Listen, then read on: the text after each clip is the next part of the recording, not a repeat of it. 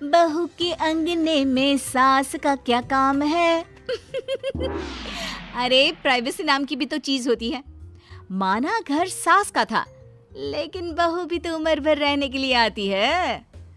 अरे बहू, बहू, जरा वो लाल वाली साड़ी निकाल दे तो, नहा कर पहननी है। कौन सी वाली माँ जी? लाल तो मेरे पास एक ही है, जो मैंने कल सूखने के लिए डाली थी। क्या सूखने? तूने उसे घर में ही धो दिया? तो क्या उसे धोने में अमेरिका जाती? अरे चुप कर। तो कौन सी वाली साड़ी की बात कर रही है? वो वाली ना जो तूने अपनी विदाई में पहनी थी। माँ जी, वो तो मेरा लहंगा है। वो क्या करेंगी आप पहनकर? कहाँ जाना है?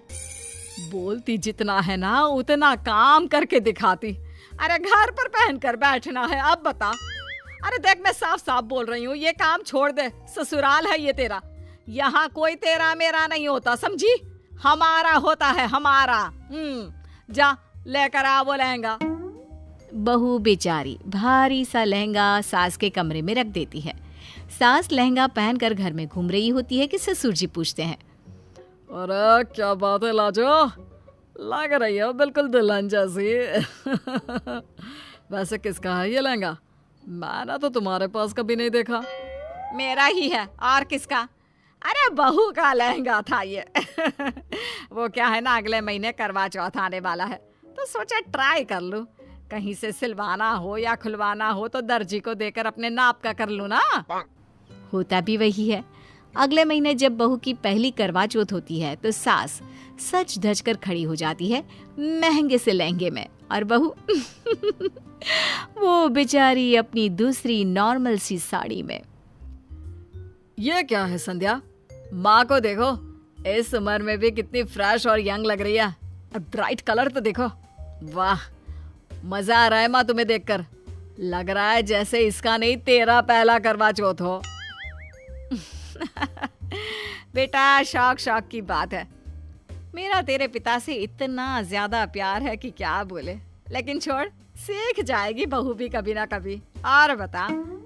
तभी पड़ोसन हाथ में पूजा की थाली लेकर आती है और बहू को देखकर कहती है, हे भगवान, ये कैसी है? कितनी हल्की साड़ी, वो भी आज के दिन। वैसे बहन जी, आप लग रही हो बिल्कुल हीरोइन। कहाँ से लिया लहंगा? अरे वो क्या है ना, मनीष मल्होत्रा से डिजाइन करवाया था। मनीष मल्होत्रा नहीं, सब्यसाची माँ जी। अरे जो भी हो, लहंगा है बहुत अच्छा। चलो छत पर चले, पूजा कर ले। बहू को सास पर गुस्सा आ जाता है, लेकिन करे तो क्या करे। वो अगले दिन मायके जाने को तैयार होती है कि बहू, ये मेरा सूटकेस आगे रखना। वो क्या है ना, मेरे कपड़े खराब ना हो जाए। कहाँ जा रही है माँ जी आप? मैं मायके जा रही हूँ। घर पर इनके और पापा जी के खाने पीने का देखभाल करने के लिए किसी एक को तो घर में रहना होगा ना। अरे कैसी बात कर रही है बहू? मेरा मायका क्या होता है? अरे बताया था ना, हमारा कहना है, हमारा। और इन लोगों के खाने का क्या इंतजाम करना? छोटे बच्चे थोड़ी ना है जो नहीं खा पाएंगे। कमला को कह दिया है, बना दिया करेगी। अच्छा चल जल्दी कर, कहीं ट्रेन छूट ना जाए। बहू ना चाहते हुए भी सास को लेकर मायके चली जाती है, जहाँ समधन जी, अरे आइए आइए बहन जी, संध्या ने तो बताया ही नहीं कि आप आ रही हैं। अरे वो क्या है ना, बहुत जिद करने लगी कि नहीं मम्मी जी, चलना है चलना है। अरे मैंने कहा भी, घर में 2 मर्द अकेले खाना पीना कैसे करेंगे? तो कहने लगी, अरे कमला बना देगी, मम्मी जी आप तो चलो मेरे साथ। तो मैं आ गई। बहू की माँ बेटी की तरफ घूर घूर कर देखती है।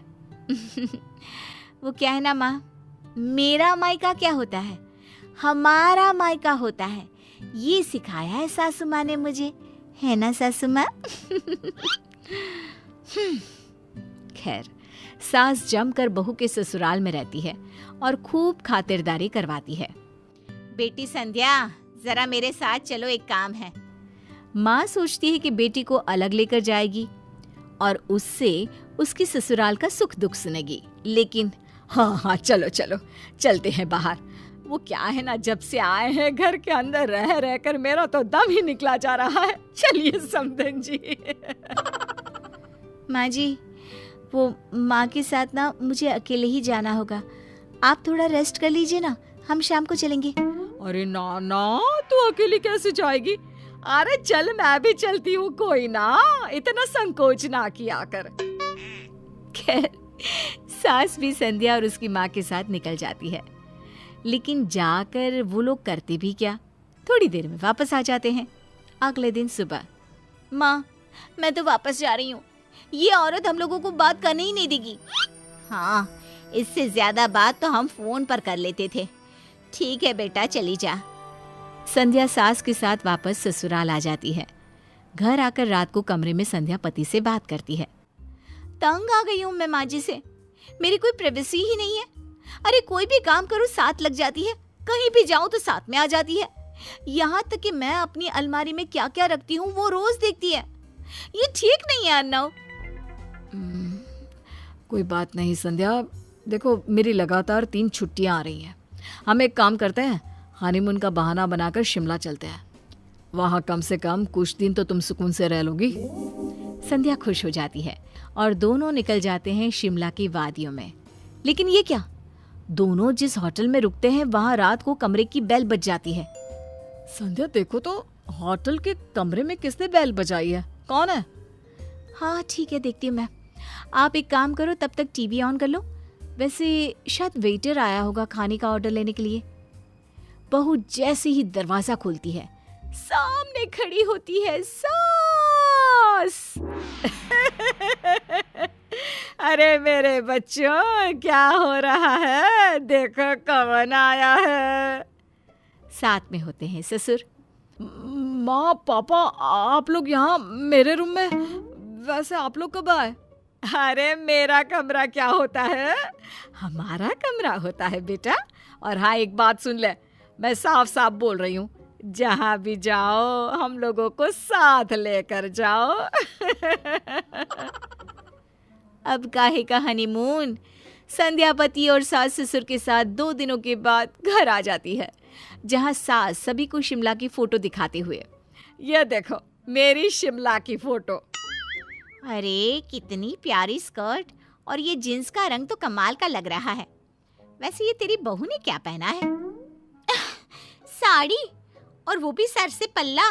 सच्ची बहुत ही गंवार है। अब क्या कहना, कभी बाहर निकली नहीं होगी तो पता नहीं कि क्या पहना जाता है। ऐसे चलो रहने दो, उसकी बात ही नहीं करनी। बहू सब सुन रही थी। बड़ी आई, कहीं निकली नहीं, मेरी स्कर्ट से लेकर पैंट तक पहन डाला। पापा जी को लेकर आई तो सर पर पल्ला करना पड़ा, और अब खुद ज्यादा हीरोइन बन रही है। बढ़िया आई, अभी बताती हूँ। संध्या सास की सहेलियों के पास जाकर कहती है, वो क्या है ना, दूसरों के कपड़ों में सब अच्छे लगते हैं, क्यों माँ जी? वो मेरा अरे बहू बहू बहू, जा जा चाय लेकर आ सबके लिए। और मेरा नहीं बोलते, क्या बोलते हैं?